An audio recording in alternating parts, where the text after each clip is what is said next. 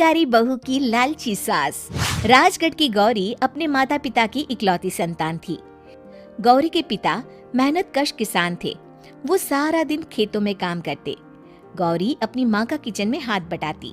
वो जंगल से लकड़ियाँ बीनती और माँ के चूल्हे में मदद करती। एक दिन वो जंगल में लकड़ी बीनने गई थी कि तभी उसे रोने की आवाज आती है।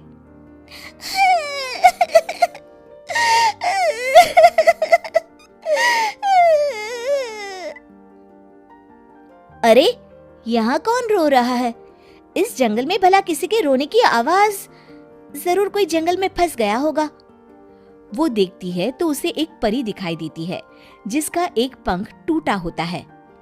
अरे, तुम कौन हो और क्यों रो रही हो?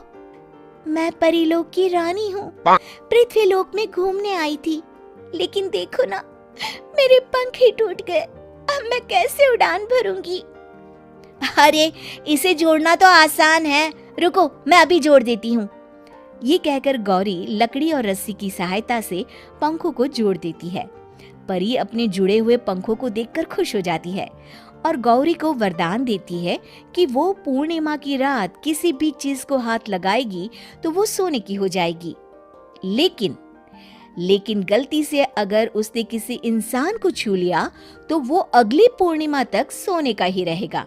गौरी घर आती है और सारी बात अपने माता पिता को बताती है। गौरी की माँ उसे कहती है, तू भी ना गौरी, सारा दिन परियों की कहानियां पढ़कर स्वप्न लोक में ही रहती है। नहीं माँ, मैं सच बोल रही हूँ। देखो, आज पूर्णिमा की रात है ना, इसलिए डर के मारे मैं कोई सामान भी नहीं छू रही हूँ। अच्छा, ऐसी बात है बिटिया रानी, तो जरा इस घड़े को हाथ लगा दे। गौरी घड़े को जैसे ही हाथ लगाती है वो सोने का हो जाता है। गौरी के माता पिता घड़े को देखकर हैरान रह जाते हैं। अगले दिन गौरी के पिता उस घड़े को सुनार के पास बेचने जाते हैं तो रास्ते में उन्हें कंचा काकी मिलती है। वो सोने का घड़ा देखकर गौरी के पिता से पूछती है, अरे गौरी के बापू, ये पीतल तो बड़ा चमक रहा है। अरे काकी, ये पीतल नहीं, सोना है, सोना। बेचने ले जा रहा हूँ। अरे, कहीं कोई लॉटरी लग गई है क्या? इतना सोना? गौरी के पिता काकी को गौरी को परी द्वारा दिए वरदान के बारे में बताते हैं। काकी गौरी के पिता की बात सुनकर सोच में पड़ जाती है और फिर अगले दिन काकी गौरी के घर आती हैं। गौरी के बापू, तुम्हारे लिए मैं एक खुशखबरी लाई हूँ। तभी गौरी की माँ पूछती है, क्या खुशखबरी है काकी? अरे, तुम्हारी बेटी का रिश्ता मैं अपने बेटे से करना चाहती हूँ। अरे, कब तक अपनी सयानी लड़की को घर पर बिठा कर रखोगी? हाँ, देखो काकी, मैं ऐसे ही व्यक्ति से अपनी बेटी की शादी कराऊंगा जो गौरी के वरदान से नहीं, उसके गुणों को समझे। अरे, हमें तो गौरी के गुण अच्छे लगे, इसीलिए तो आ गई हूँ मैं। फिर गौरी के माँ बाप मान जाते हैं और उसकी शादी काकी के बेटे से हो जाती है। अगले दिन, अरे गौरी, कल पूर्णिमा की रात है। तुम्हारे पिताजी परी के वरदान के बारे में बता रहे थे, तो मैं ना कुछ चीजें रख दूंगी, जरा हाथ लगा देना। तभी गौरी का पति वहां आ जाता है और अपनी माँ से कहता है, माँ, क्या जरूरत है गौरी के वरदान को इस्तेमाल करने की? वैसे भी मेरी मेहनत से घर तो चल ही रहा है ना। और गौरी के पिता ने भी यही कहा था कि वो ऐसे ही व्यक्ति से उनकी बेटी की शादी करेंगे जो गौरी के वरदान से नहीं, उसके गुणों को समझे। अरे बस कर किताबी बातें। तेरे लिए क्या लड़कियों की कमी थी जो मैं ये किसान की बेटी घर ले आती?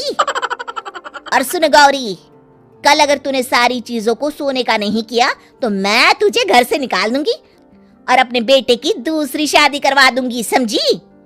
इतना कहकर गौरी की सास वहां से चली जाती है। अगली पूर्णिमा की रात गौरी की सास गौरी के सामने ढेर सारे बर्तन रख देती है और कहती है, जल्दी कर गौरी, रात खत्म हो जाएगी। जल्दी जल्दी इन सारे बर्तनों को हाथ लगाकर सोने का कर दे। गौरी करती भी तो क्या, वो जैसे ही एक छोटे से बर्तन को छूने वाली होती है कि उसकी सास भड़क जाती है। क्या मजाक बना रखा है?